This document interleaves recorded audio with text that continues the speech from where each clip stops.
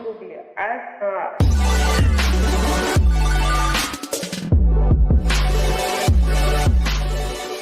going on, guys? It is the SMT. Thanks for tuning in to watch this edition of the channel. Today we're going to take a look at network performance. All of this coming out of OpenSignal. We've got the results from the most recent half, and we're going to take a look at all those performances, metrics from video, download speeds, upload speeds, all that good stuff. But before we get started, please do check out some of the links in the description box. We've got the Patreon page, we have the Discord server, the podcast. We're on all types of different platforms there. We've got Spotify, Breaker, Radio Public, they're all there. And also, if you would like to take your cybersecurity and social media more seriously, please check out the Megadon invite code there.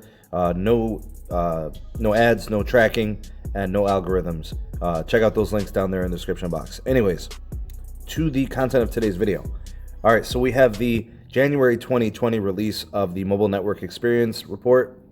This is from OpenSignal. They do this every half. It's a biannual report, and I wanted to look at some of the results that were kind of put together and assembled by the company in their testing. So based on this report, it gives you a snapshot of how the networks from each carrier perform relative to each other. So I'll just slide this over here a little bit. Here is the report, and this is the summary on 4G coverage. In my opinion, this rating is important. You want to see that a network is comprehensive and, blankets the nation, and it gives people an experience on 4G LTE because that's our main form of technology. We've moved away from a lot of reliance on 3G and older legacy tech. So you'll see Verizon takes the cake at 9.7 and AT&T coming in at 9.3. Those historically have kind of been the way that things have played out in this category. T-Mobile coming in at 8.7 and Sprint number 4 with 8.2. So that's something there. I think that test based out of a score of 10. So here's 4G availability. This is percentage of the time. So when the network is connected, when the devices are on the network, this is just a measure of how the duration of time the phone is connected to LTE or 4G. So you'll see that Verizon takes the cake there. T-Mobile coming in very close at number 2 with 95.4. AT&T and Sprint at 92.9 and 92.5 respectively. Now, let me say this about AT&T.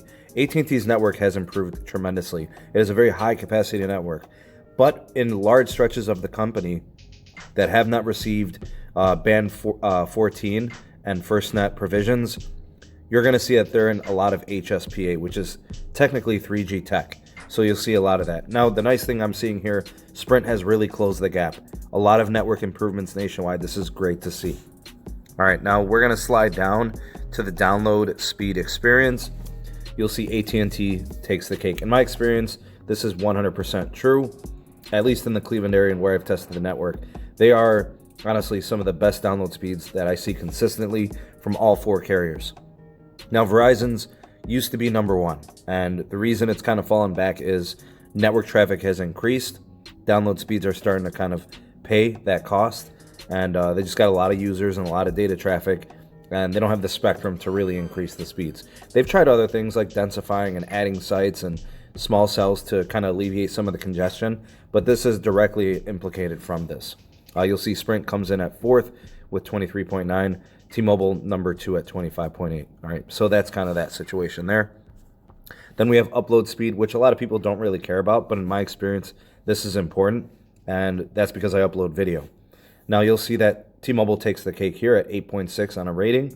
That's awesome. In my experience, when I use the T-Mobile network, I can concur. The upload speeds are very, very good. Verizon's upload speeds are also very good. Now this is measured in speed experience, they're calling it. It's just a speed metric. And honestly, that measure right there from Sprint, that's what I see. That's my experience. Quite often I get, upload speeds from Sprint under 3 megabits per second. So that kind of confirms to me, my experience, what people are seeing nationally there. And like I said, in my experience, that's what I've been seeing too. All right, so here's latency, which is, kind of that. It's a measure that I think is important that a lot of people don't think about, because having instantaneous connection, getting connected to a server, really fast and all, that's really important. So the lower the number, the better.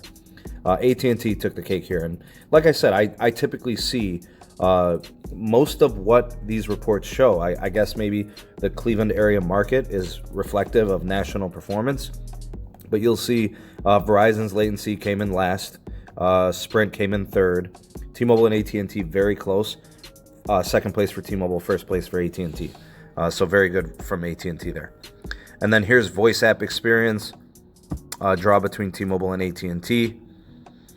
And here's video experience. Now, video experience is important because a lot of our traffic is video based. That being said, you want that part of your network experience to be high quality. Verizon takes the cake. Sprint came in at number 2, which is cool. And then T-Mobile at 3, very, very close to Sprint. And then AT&T came in with the lowest video experience. I don't really have video experience problems with AT&T. I'm not really sure about that metric, 100 being the best. But, I mean, they all seem pretty far off. That's a pretty low metric there from all carriers. Because you could see where it says fair, it kind of falls into that category. It's definitely below 60 there. So, yeah, I think basically most carriers are fair to say that's kind of that metric. And then here's how they kind of totaled all of the experiences. Video experience goes to Verizon, voice app, AT&T and T-Mobile, download experience to AT&T, upload to T-Mobile, latency to AT&T, and then 4G availability and 4G coverage experience to Verizon. So this, again, just confirms what we know about Verizon, a great national coverage footprint, but you can see that there are some good things from T-Mobile and some good things from AT&T, like download experience and latency experience and stuff like that. And Sprint not really taking the cake in any category. We know they've had the network problems and the problems with investment in the past, but they are closing gaps, and that's great to see. Anyways, let me know what you guys think of this report from OpenSignal. This is half 2 of 2019. I'd like to hear what you guys have to say. Maybe that's the way things are in your market. Maybe you see things differently. Share your experiences, and maybe you have a question on how this was tested, that sort of thing. We could definitely take a deeper dive into this report on Friday in the podcast. If you're interested, let me know in the comment section if that's what you want to do. And of course, before you guys get going today, please do rate this video, share it to your favorite social media. That greatly helps the channel out. So thank you in advance for that. Other than that, I hope you guys have a great rest of the day. I'm the SMT, and I will catch you guys on the next video. Peace.